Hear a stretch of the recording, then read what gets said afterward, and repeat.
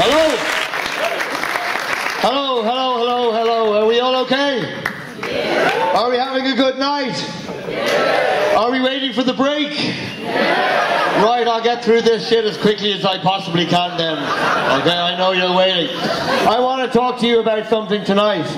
I want to talk to you about drugs.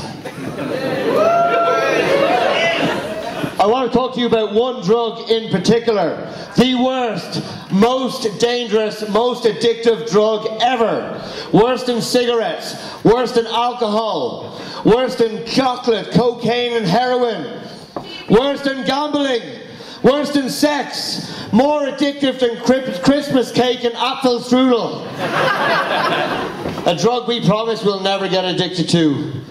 A drug that has ripped our families apart and our friends, but it's hopeless, and that drug is love.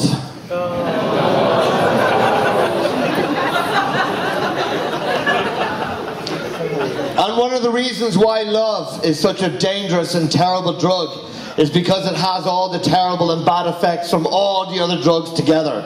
Like heroin and cocaine, it raises you up, it gives you these wonderful euphoric feelings and sends you crashing back down again. Like alcohol, it makes you more confident and it makes you forget what really happened.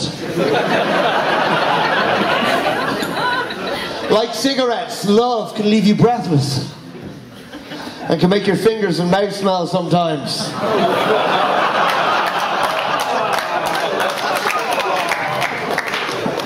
Like gambling, it's expensive.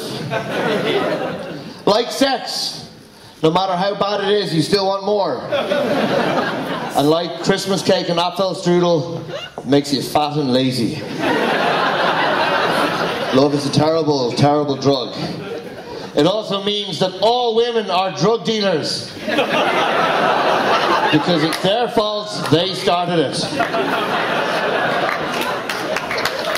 I do. Because before, when I was a single man, a long time ago, when I was a single man, I was normal. I had a nice, normal life. It was great. Everything was normal. And then I met my wife, and I got married, and everything changed. Everything changed. I started using words that I never used before, like puppies and kittens, like cushions and lamps. I'm a man. I should be using words like engine and bastard and strippers and the silly little love games you play. I love you more. No, I love you more. No, I love you more. No, I love you more. No, I know that you know that I love you more. No, I know that you know that I know that you know that I love you more. It's creepy. And the little silly, stupid names you have for each other. My little pumpkin of joy. My little honey pot. My terrifying little angel of all death and destruction. It's not right.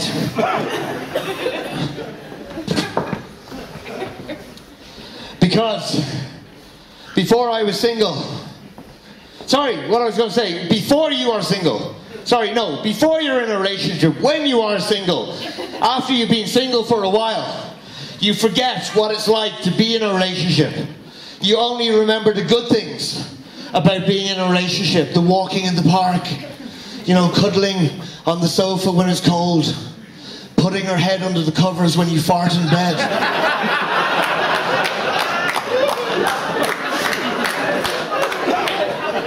You only remember the good things. You know, you don't remember all the bad things, and we'll talk about the bad things in a moment. But then everything changes. I mean, before I was in a relationship, when I was a single man, I used to spend my Saturdays in the pub, getting drunk, watching sport, the way it should be. Then following strange women home from the pub at night. Normal activity. But now I'm with my wife. Everything has changed. I now spend my Saturday afternoons. We go to markets. Spring markets, summer markets, winter markets, hippie markets, all this nonsense. And we buy all this rubbish, an absolute total and utter rubbish at these markets. And we buy olives. I have never bought so many olives in my life until I met my wife. We buy olives. We buy olives that are stuffed with feta cheese. Olives that are stuffed with peppers. Last week we bought olives that were stuffed with other olives.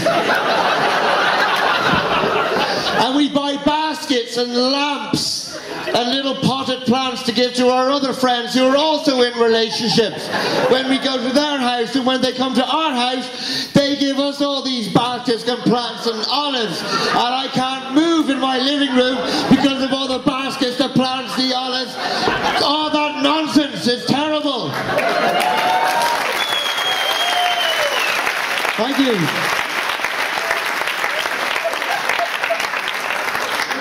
Because when I was a single man, I only needed 3 things in my living room. A chair, an Xbox, and a television big enough to land a helicopter on.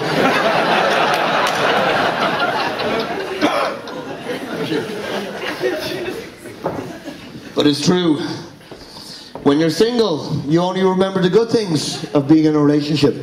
You don't remember the bad things, do you? You don't remember the grumpiness, the complaining, the violence. You forget what the girlfriend is like at 8 o'clock in the morning before she's had her morning coffee, stalking around the flat like some kind of prehistoric dinosaur, as opposed to those shit modern dinosaurs, growling at you like a pack of hungry wolves that are going to rip the face off your head. You don't remember that, do you? Thomas, is this your partner? No? Well done. You forget what they're like in the morning. And the terror, the absolute terror that I live in, and that all men live in, because you know that you're going to do something wrong. We do, and we try, and ladies in the audience, please believe me, on behalf of all mankind, we honestly do try. We really do. We try so much, but maybe it's genetic, because no matter how hard we try, we always end up doing something stupid that makes you angry. I know, Heidi, you know what I'm talking about. You know, I'm women, we're sorry, but we do try. And there's always something so small and insignificant. Like maybe taking a piss in the sink, you know, taking the dishes out first, you know.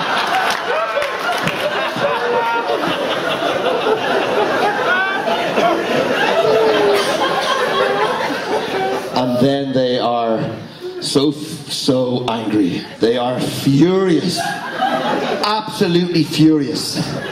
And furious is the first of the unholy trinity of a woman's mood. The first stage is furious. And it always seems to happen at about 11 o'clock on a Saturday morning. You work all week, you work hard, you get your 2 days weekend, you're looking forward to some rest and relaxation. And Saturday morning comes, and you end up doing something so small and insignificant. Like maybe using her bath towel, because you ran out of toilet paper. And then she is furious. She is furious, absolutely, totally, and utterly furious. And you spend the next 10 or 11 hours of that day sneaking around the flat, desperately hiding so that she will not see you, will not hear you, to make sure you make absolutely no contact with her whatsoever, just to hope to finish the day. And you get up the next morning. It's still not right, is it, guys? Guys, you know what I'm talking about. It's still not right. She might smile at you. She might even talk to you. She might even make a cup of tea. But she still remembers what you did yesterday.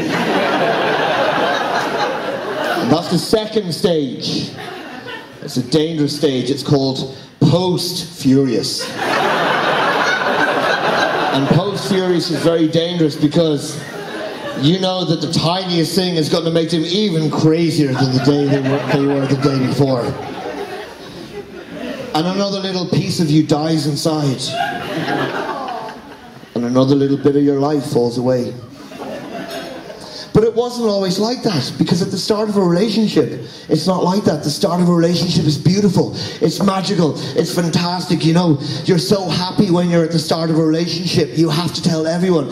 You're telling your family, you're telling your friends, you're posting it on Facebook, any opportunity to insert into the conversation that you now have a girlfriend and you are happy and in love, and you have to do it.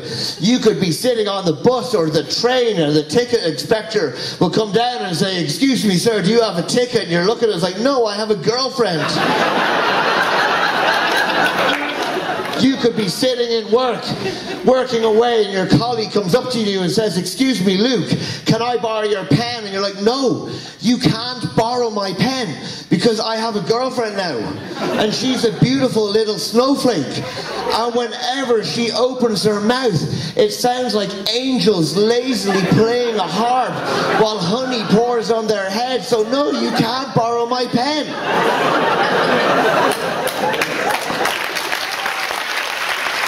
Thank you.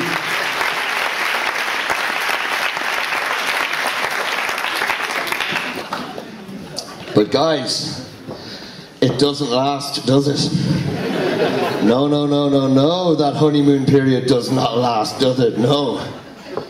Because at the start, everything is so cute, so perfect, and so nice, and so cute. But then after a few months, I moved in with my wife and we started living together. Not so fucking cute now, is it? No, it's not so cute. Now it's don't look at me, don't touch at me, don't talk to me, get away from me, I'm trying to go to sleep. What are you doing? Get that thing away from me. Leave me alone. No, it's not so cute anymore. And so we enter the third and final stage of a woman's mood. Pre-furious.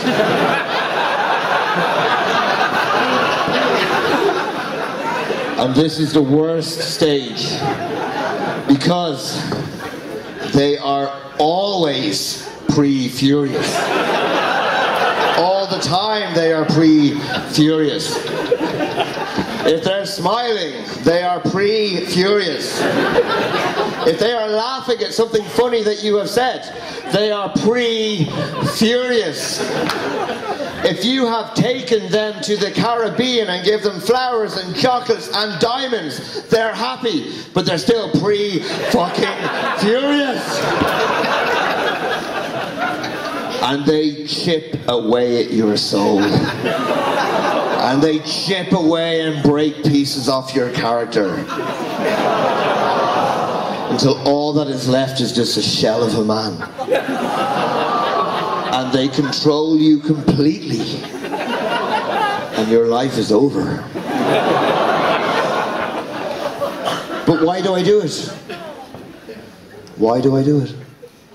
Because I love her. Because I love her more than anything on this world. Because every day with her is that little bit better than every day without her. Because she makes me happy, she completes me as a person. She understands me, and I need her. And if I don't say something nice about her soon, she's gonna fucking kill me. Thank you, good night!